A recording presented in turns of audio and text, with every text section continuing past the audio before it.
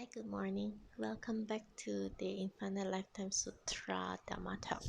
I'm Angelina. So, last 4 episodes we have been explaining solely about the title of the Dhamma.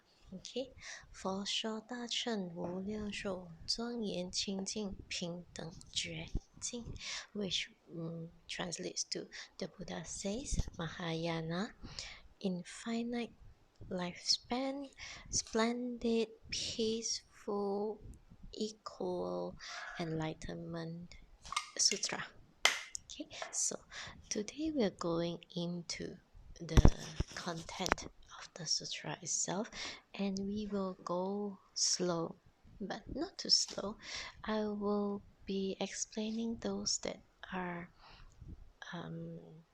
I will say critical, things that will let you gain a better understanding of the sutra and how to approach the sutra.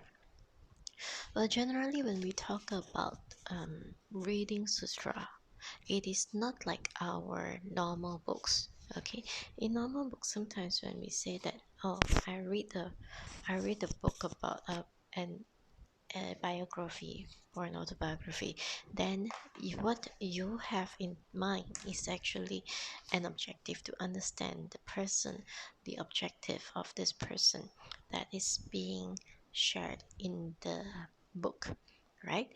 But a lot of times, what we don't understand, well, I'm telling you as I'm a right I'm a writer, a copywriter, and I've been in marketing communications for more than 20 years. So what we do for bios is that a lot of times there will be people who are shadowing the person, okay? Shadowing as in following the person that they are going to write about in the book. They're going to follow this person, look at how this person behaves every single day, and then sometimes certain writers, they may have their own interpretation of the person that they're writing about. Okay, like for example, if I want to write about somebody that I like, right, then when I follow this person, anything that this person do, if I like this person so much, I may be biased towards writing the best things about this person. But if I just don't like this person, and then I have to write a bio about this person, it may turn out that I am actually just going to expose all the things, the little things, and amplify them into a way that will let the world see that this person is a bad person. Okay, so honestly, I don't read bios because I think that it is a little bit biased. There's definitely going to be some kind of biasness, and also for many other kind of books, right? There is always a sort of bias in its reporting. Even when you're talking about academic books, right? You see so many different schools, you see so many different programmings, the different kind of background understanding from the person who are writing the books, right? For example, if we were to look at just Lean Six Sigma, all right, Six Sigma, what is this about? I'll just cite one example. The example is about remembering what are the 8 ways that we talk about in Six Sigma. Okay, so when I studied Six Sigma, the abbreviation that was being used to understand the 8 ways was downtime. So it means that if you don't practice the Six Sigma way, if you don't have the understanding, the Lean Six Sigma understanding, then you will experience downtime. Okay, so this downtime, DOWNTIME, each of them will stand for something, right? For example, like D stands for the defects, and then O stands for the overproduction, right? Things like that. But when I attended, because one of my ex-colleagues, he had to sit for his training certification practical. Okay, so during this practical, he has to record a training program that he has run, right? It has to be of a certain duration. So he picked the topic about Lean Six Sigma. Okay, Six Sigma. So his waist was actually represented by the abbreviation of Tim Woods, Timwoods. Okay, um, I don't know. Um, I can't remember Tim Woods if you were to ask me about it, but I remember downtime. Okay, so even in the same topic, we're talking about the same thing. There can be two different abbreviations. Okay, there can be two different representations, different kind of things that are being taught by different um, gurus based on their perception, based on their understanding of the topic, and then they think that people will remember Tim Woods. Another person will think that people will remember downtime. Okay, so that is why for anything at all, there can be an interpretation. Okay, but for sutras, it is different. Okay, sutras are different in the sense that they are told as is and they are recorded as is. Okay, and it is something that is being vetted by a congregation of sangha, 500 of them, who are arhants. Okay, those who have already been enlightened, they know that, oh, did the Buddha say it this way? No, the Buddha did not say it this way, so they cannot agree to it. So the idea will be reduced, um, um, thrown out. Okay, and if let's say it is something that, okay, at that time it was by the Ananda. Okay, Venerable Ananda. He was the storyteller, the one who, because he was the one who was always there. Okay, following the Buddha, being the Buddha's youngest cousin, he ordained, and then he had this condition. He says that, okay, I want to be your personal assistant. Okay, something like a personal assistant. Okay, so tending to the Buddha's daily needs, like for example, if he were to need somebody to, just dust the area, or call on something or whatever, errand boys. So if he needs something, then Venerable Ananda will be the one following him to it. Okay, so wherever the Buddha goes, Ananda will be following.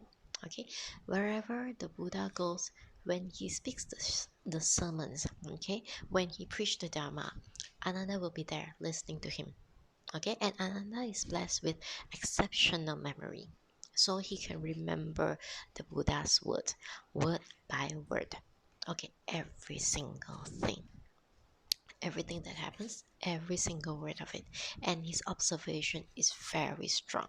Okay, you have to have exceptional observation if you're really that sharp.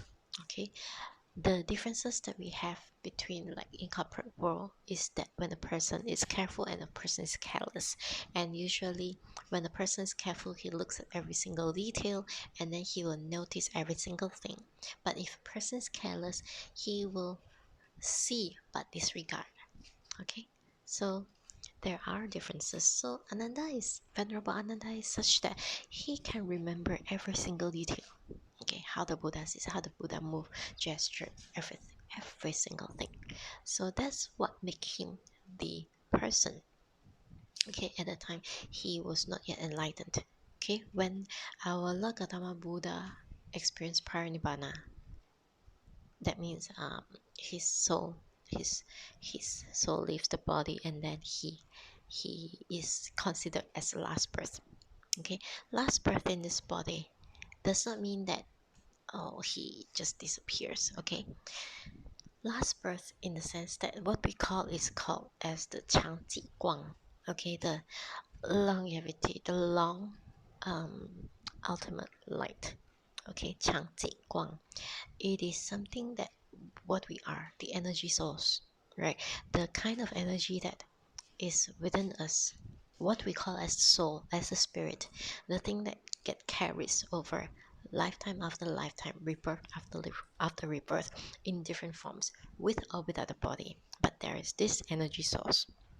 Okay, so this energy source is the one that is traveling from one lifetime to another, just changing, whether you have a physical outfit, okay, like this body, or you don't have a physical outfit, like you just have an invisible form that people can recognize. Okay, this is how you look like.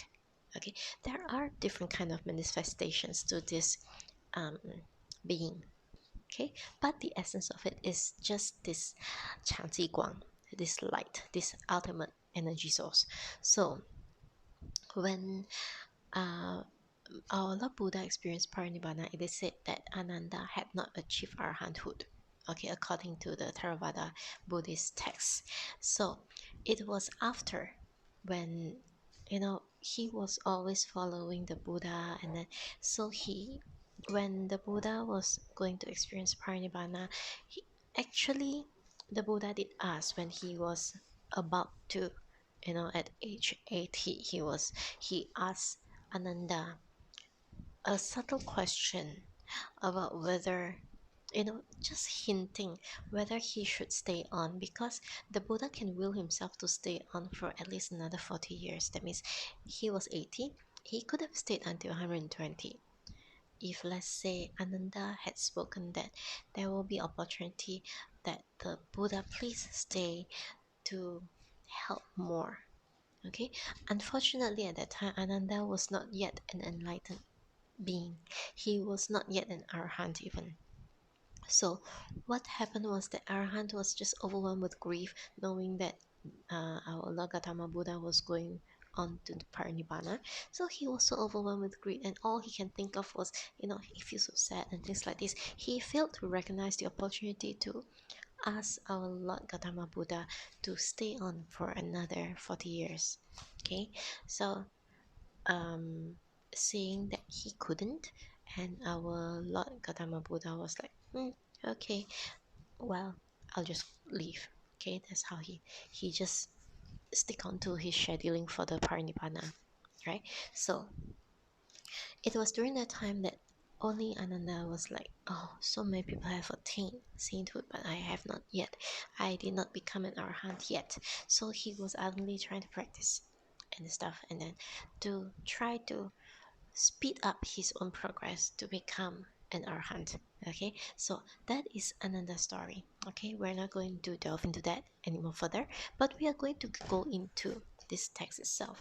So unlike any autobiography or anything, or any of the academic books out there, fiction, non-fiction, motivational, non-motivational, whatever genre you're talking about, okay, the sutra is told as is. Okay, it's like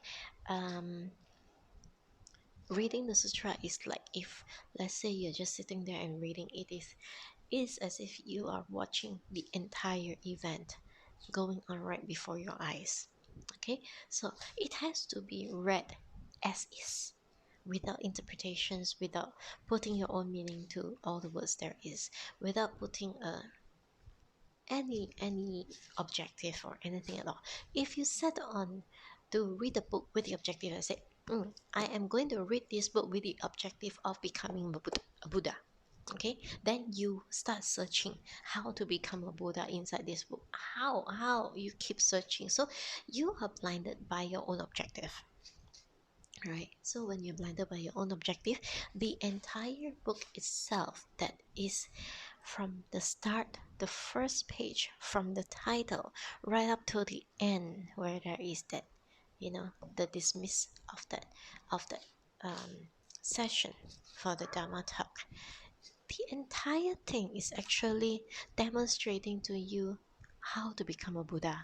But because you were searching for it, you don't know the answer that is already staring right there at your face.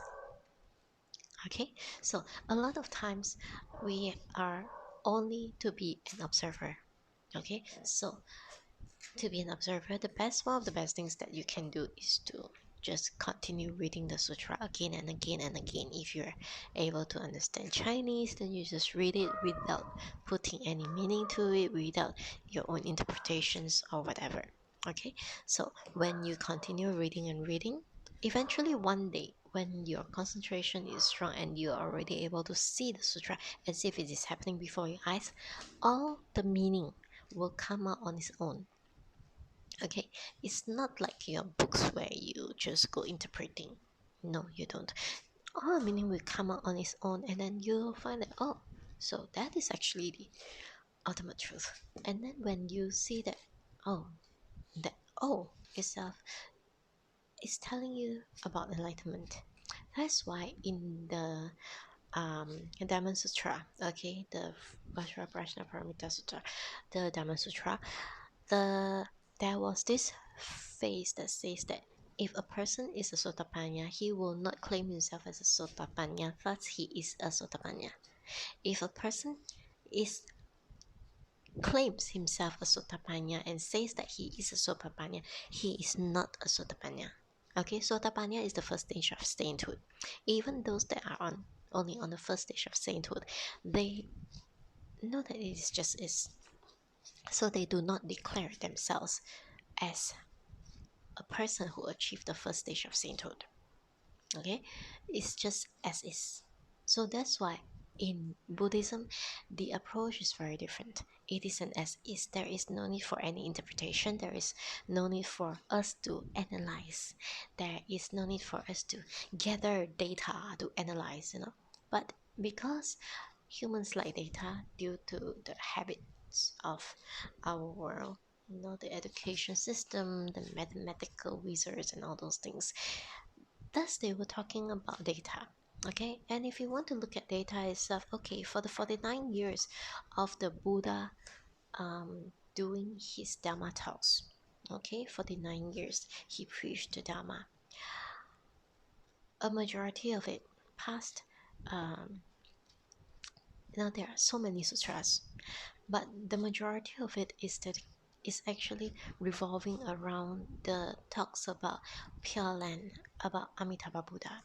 The majority of it, if you look at, this is just, to you this is just a very thin book, but this thin book is actually already so condensed, so packed. Okay, so it's a lot of essence, and for those who have already understood, they go into an even simpler book. Okay, so if you were to look at the explanations, okay, they say about the Mahayana Sutras, there are a few of them. Okay, some are, if you look at this one, okay, I don't know if I brought that over here, but there is the Leng Yan Jing, okay, the Flower Diamond Sutra. There is also the Diamond Sutra that I always talk about. There's also so many other sutras, and there's also the Heart Sutra, the Compassionate Sutra, okay, that people always talk about as in the Guan Yin Xing Jing.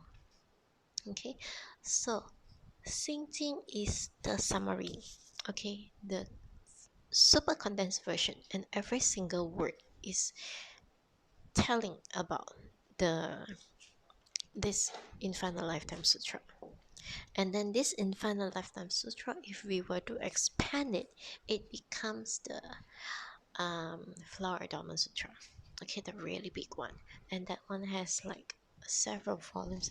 I really don't know if I don't think I brought it over here. I think it's in my other my other house. So that one is this much, and there are many volumes, and each volume is this thick, right? So it details the things that the bodhisattva will experience, will need to go through, the kind of things that they have in that Buddha world. Okay, so all those collectively, it becomes this one. All this entire thing collectively, it becomes the Heart Sutra. Okay, Xing Jing. Right? So the moment you have understood, you will simplify everything. Okay, you will simplify your life, you will simplify your understanding, you will simplify every single thing. But why is it that during this Dhamma talk I need to explain everything in depth? It's because we are not enlightened. Okay, we read the sutra and we try to get the understanding of it. All right, we cannot get it. we don't have the patience to go get it. Okay, the continuous reading of the sutra, that means one book you read it 20, 30, 40 times within a lifespan is actually very little.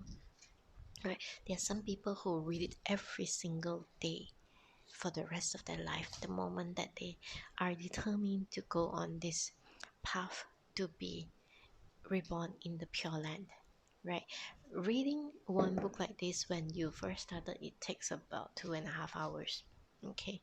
But if you already accustomed to it, you start reading it within, it's like um, it'll just take you about an hour a day to finish the entire book, right? It has a lot of words in there, okay, and it is not skip reading like what we do with the modern books today. It is really reading word for word without any mistake. Okay, so let us go into the sutra. All right, so when we look into the sutra itself, every time, I have already explained, a lot of times when we read the English translation of Theravada Buddhism sutras, okay, the smaller wheel, it will always start with "thus have I heard." Okay, so this one also starts with "thus have I heard." Okay, so "thus have I heard," the first chapter. Okay, I'm going to read the entire first chapter, and then we're going to do the explanation bit by bit. It may or may not finish today because now it's already like 20 minutes, and I try to keep it to 45 to an hour. Okay, 45 minutes to 60 minutes. Okay, so the first chapter, it has a title, 法会慎重第一. So it's talking about this particular Dhamma talks session and explaining some of the main audience of this event. Okay, 如是我闻，一时佛在王舍城齐都觉山中，与大比丘众12000人聚，一切大圣神通已达。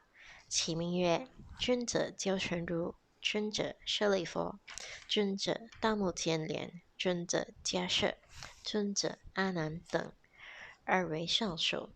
又有普贤菩萨、文殊师利菩萨、弥勒菩萨、及贤劫众一切菩萨，皆来集会。So, if you were to read this, okay, the very first word, 如是我闻, thus have I heard, okay? And then, 一时佛在王舍城齐度觉山中. 一时, at one time, okay, Buddha was at this particular place. Okay, every time the Buddha gives a Dhamma talk, it has a venue, right? And very often, if you were to look back at the Theravada Buddhism sutras, okay, the Dhammas, they will tell you that he may be at a Varanasi deer park, okay, he can be at a forest of this particular kingdom, right? These places are prepared. They are not the Buddha's abode.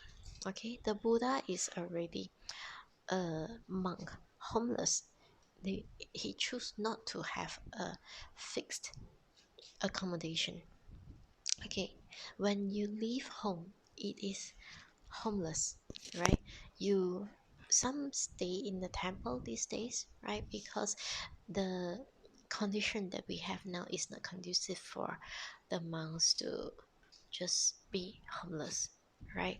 They will need a shelter, and development has, opened up so many lands that there is not enough forest, there is not enough parks, there is not enough anywhere that they can safely stay, okay, to shelter from the wind, from the heat, from everything.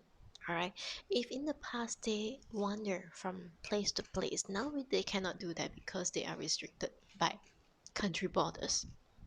Okay, so 如是, thus have I heard. I explained earlier at the start of this Dhamma talk, the thus have I heard, it is as heard by Ananda, okay, Venerable Ananda. So Ananda was the one who does the storytelling. And who does Ananda represent? Okay, Ananda is actually representing us, all of us.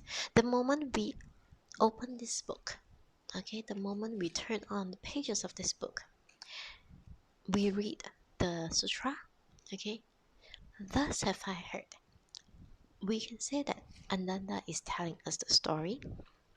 We can also say that we are Ananda, okay, we are witnessing the happenings that's going on in this sutra, okay, the things that are told to us is like a news, right?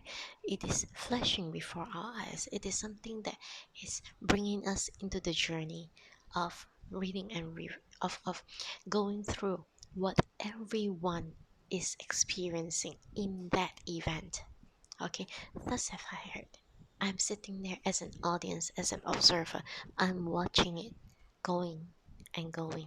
Okay, have you experienced that kind of situation where you're watching a TV show, right? You are watching, you know what's going on, but there is no form perception, nothing, no expectations, nothing. You are not narrating the story to think about what's going to happen next, nothing. Okay, so it is less, right? You're just watching. So this watching is the revelation of what is going on. Okay, so thus have I heard. Thus this is what's happening. Okay, so what we do is that, well, we just watch. We watch on. It's just like how we watch on what's going on around us in this world. Okay, there are some people ask me about the distinction between Theravada and Mahayana Buddhism. Okay, Theravada we call it the smaller wheel, Mahayana we call it the larger wheel. Theravada Buddhism we say that the person save himself, and Mahayana Buddhism is the person not only save himself but also becomes a bodhisattva who to save other people. Okay, it is as if there is this is just some academic uh, differentiation between Theravada and also Mahayana Buddhism. Okay, when you practice Theravada Buddhism, okay, when you sit in meditation, because most Theravada Buddhism practitioners today are sitting in meditation, and most of the time the meditation is actually the Vipassana meditation, the wisdom meditation, okay, the kind of meditation that will lead you to understanding your body and your mind. Okay, in this Vipassana meditation, okay, what you do is you observe your body. Okay, your breath goes in, your diaphragm rises, your breath goes out, your diaphragm compresses. Okay, this is the basic mechanism of the body. Okay, what goes in, it elates. What goes, when it goes out, it deflates, right? We observe this long enough to know that this body is going on its own. You can say it in modern times as in an autopilot. Okay, it goes automatically. You just observe. Sometimes when you sit in meditation, then you observe, you get numbness to your legs, you get prickling sensations, you get an itch somewhere. But instead of reacting to the itch, instead of reacting to the numbness, to the tingling feelings, you're just sitting there and you're observing and say, itch, itch, it's itching, it's itch, itch, itch. And then after that, miraculously, that itch will go. Okay, when you sit through that, then the itch goes away, and then you say that, oh, everything is impermanent. Okay, when there's a start, there's an end. Everything is temporary, is not permanent. You're not going to itch forever. Right, so these are the kind of realizations that you have. Okay, and this realization is only going to let you understand that much about your own body. Okay, but one thing for sure, you are convinced about karma. Okay, you're convinced about karma because you know, if your breath stops, okay, if your breath stops, there's no air going into your body, your diaphragm cannot rise. If you don't exhale, you hold your breath.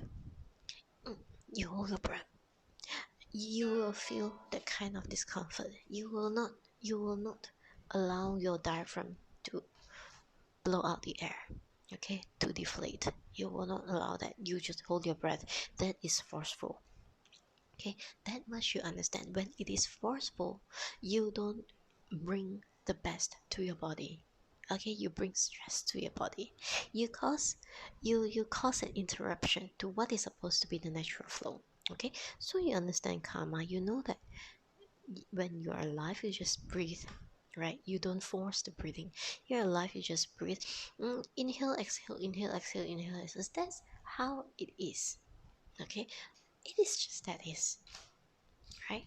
And when you understand that it's just as is, do you still need to, be so adamant about everything? Okay, some people will say that yes, now you understand what karma is, and then some will become fatalistic. Okay, because once you understand karma, you know that your lifespan, your amount of wealth, your amount of education, your position, your um, life situation, it is all karmic based. It is all due to what you have planted in your past life and brought over to your present life. Some become fatalistic. Okay, they'll just accept as is. All right, so if you accept as is, stop at this point, you are in the smaller wheel. All right, but if you understand and you think ahead, all right, you think ahead, you become one that is like, okay, what if I continue like this? It will continue to be this kind of situation. All right, so instead of becoming like this, let me help a step further, okay, by thinking ahead of what I should plant so that it will create a different result, something better.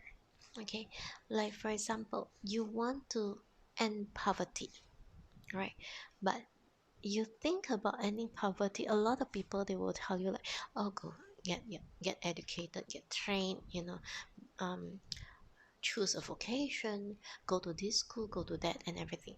But when you look at it in sense of the karma, because you understood karma, you understand the karma of why you experience this kind of situation now, and you want to improve it. Then, if you were to look past at your past life, at what you're doing, you may find that you have not been doing much charity. Okay, you may find that you're in fact a little bit stingy. You may find a lot of things that you have been wanting to become a taker and you never want to become a giver. Okay, so what happens is that when you are able to see things like that, okay, you experience a different level. You want to think that, okay, I want to help myself and I want to help others as well. Because with this newfound understanding, I want to help other people so that they too will be able to step out of it and to be able to realize that everything is karmic based. Everything has to be, you don't plant a mango seed and expect to have strawberries. Okay, so if your objective is to have strawberries, you will have to and plant the strawberry seeds, not the mango seed, right? So what you do is that you will look into the root of it. Okay, there are three types of charity. One is charity of money, one is charity of longevity, one is charity of dharma. Okay, when you're doing charity, if you want prosperity, if you want wealth, you want money, the seed that you should plant is the seed of financial charity. Okay, let me give you the logic of it. Okay, because I know a lot of people, you are looking at the logic of it. When we talk about charity, right, in terms of karmic influence in your the prosperity in your wealth, if you want to be wealthy, you have to understand the mechanism of the entire financial cycle. Okay, it has to be somebody passing the money to you. Okay, why does this person pass the money to you? Remember the four kinds of relationship. Either you're here to collect a debt, to repay a debt, to collect a gratitude, or to repay a gratitude. Okay, if let's say you're here only to collect, what about paying back? if you have no intention of paying back, there are those people that you owe that you are not paying back. You're only collecting. So you're eating something, you are reaping something which we call the stale rice. Okay? Um, Overnight rice. That means you're just eating what was due to you from your past life. Alright? And you're not contributing back to the society. Who is going to owe you enough for you to pay back? To get your payback later on? You don't plant the seeds, nobody is going to give you that kind of money.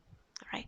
So if you want to have the opportunity of being of prosperity, you plant the seeds. Okay, you keep planting, you don't stop, you keep planting. Okay, even if that particular piece of land may seem infertile at this moment. Okay, you just keep planting. Even if that place seems like all the recipients is like somebody who is not able to pay you back at this moment. Okay, you just keep planting.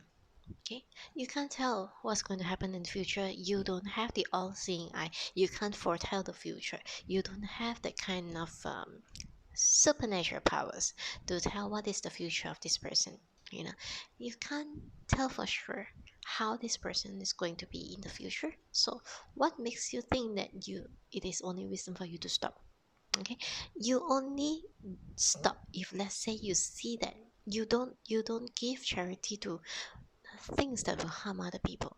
For example, you don't give charity to you don't call charity if you're donating for war to an aggressor who is going around on a rampage to kill other people.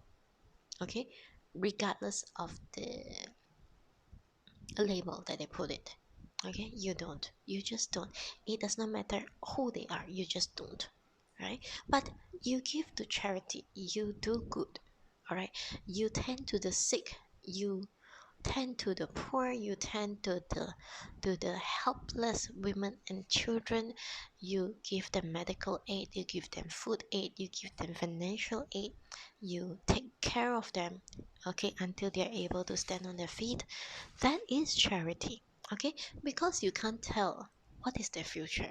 Okay, they may die halfway for all you know. Okay, but remember, death is not the end of it. Right? After they have died, why are people in such a dilapidated state? Why are they experiencing all these horrific situations? It is their past life, a karma that they need to pay. Okay, but after they have paid it, they will be reborn. Okay, or after they have paid it, they still have lifespan left, then they will be able to eventually either stabilize their life, or they may even be elevated, okay, to something great, to something grand, right? And if, let's say, their lifespan is already that, their sole purpose of being reborn into this very lifetime is to repay that debt. So after they have paid up this debt, they get reborn. And when they are reborn, you can't tell, you don't have that kind of foresight. You can't tell if they are going to reborn as humans or devas or anything, right? But because you have done good to them, they will pay the debt directly or indirectly, whether they knowingly or they don't. Okay, but they are going to repay. So it is a trade, okay, a continuous trade, right? If you're continuing with these 6 rooms of existence, the 10 rooms of existence is a continuous thing. All right, nobody can escape from karma. Nobody can escape from this continuous giving and receiving. Okay, so if you want prosperity, it makes sense to give. You just keep giving, give. It is like an investment. Okay, if you want to talk in terms of modern financial, it is like an investment. You invest in all this, and then it will reap in the future, whether in ways that you can still recognize, or in ways that you no longer recognize, because this person or this being has already reincarnated into something else, and they will come back and pay you. All right, the more you invest in, the wider your coverage, the more people will come and pay you back. That is what wealth is. Okay, it is not about your Your IQ is not about how smart you are. No, it's not. Okay, all these, the IQ and the family situation, the conditioning, the education, every single thing, all these are just the coming together of your karmic events, the karmic situation that will shape you so that it makes it possible for you to receive. Okay, but for you to receive, you need to already have planted it, otherwise you can't reap the fruits. Okay, how can there be such long time fruits? Okay, you think about durian trees. Okay, I love durians. Okay, you think about a durian tree. You plant the tree, it is like growing so slow, and the tree takes 10 long years before it will start its first fruit. Okay, 10 long years. Well, it's just a decade. When you blink an eye, you're already 10 long years. I'm almost to my 50 years. I'm 48. Okay, so it works that way. Okay, you just plant, you continue planting. You don't know when it will shoot out the fruit for you to enjoy. Okay, but vice versa, if you plant the negative plants, okay, those toxic ones, the things that, like um encouraging death, okay, encouraging the negative situations, all these things will also come back, because it is also a plant, that a seed that you have planted. You don't expect that, you plant it and expect the seed to die. It doesn't die that way. It will bloom. Okay, how it will bloom depends on what you planted. Okay, so plant the good seeds so that you will reap the good fruit. If you plant financial seeds, you donate to charity, you donate to the orphanage, you donate to the orphans home, you donate to the printing of Dhamma books, you donate to schools, you donate to things, whatever. Okay, to the flood victims, to the fire victims, to the war victims, to the research of medicine, to everything, right? When you give such donation without the thought of getting returns, right? This is how you plant financial seeds. They will come back. And if, let's say, at the same time you are planting financial seeds, um, like you donate money to the hospital so that they can treat poor patients who cannot afford it. Okay, not only are you planting financial seed, you're also planting the harmless seed. Okay, harmlessness, you want people to be well, you want people to be healthy. Okay, they can't afford the medication, you are giving them the opportunity to get the free medication for their situation. You will be blessed with health, okay, and well-being. If you plant the seed of um, you know harmlessness, right? You plant the seed of um, allowing, like for example, you have a lot of animals, you love animals very much, you are peaceful and everything, your immediate karma, you will see the animals, they come to you, they will not attack you, they will love you, then they will cherish you, and then you have so many little furry friends. Okay, that kind of seeds, it is harmless. All right, you give to medication, you give to research, you give to all these things, it will come back to you as health. Okay, and that will also constitute your longevity. You don't kill, you don't take away other people's lives, you promote peace. All right, you will have longevity. Okay, and then if you talk about dharma education, right, you may not be one who have studied to your degree, to your master's, to a PhD. But if, let's say, you contributed, okay, you provided the opportunity, you contributed by building schools in rural areas, you provided education opportunity to children, your next life, you will be one of exceptional intelligence, one of wisdom. And because you provided the opportunity for these children to be educated, right, they have they have you have opened a door for them for better job opportunities, much better life, more ease in life, right? So when you are reborn, or right in this lifetime itself, right, you will also enjoy a lot of things like the you will find that your wisdom grows. You will find that you are being loved by people. You will find that you may not be highly educated, but the choices that you make are well informed choices, choices that are made by people that are labeled as intelligent. And then you will also enjoy that kind of doors opening for you, opportunities opening their doors for you, because you help others to open their doors. Okay, so this is how um, the calming situation is. Okay, so back to this one. We were talking about how Ananda, he was talking about this, and then it's about the opening of the doors. So thus have I heard. Okay, so we are also Ananda. Ananda is us. Okay, Ananda is asking on our behalf.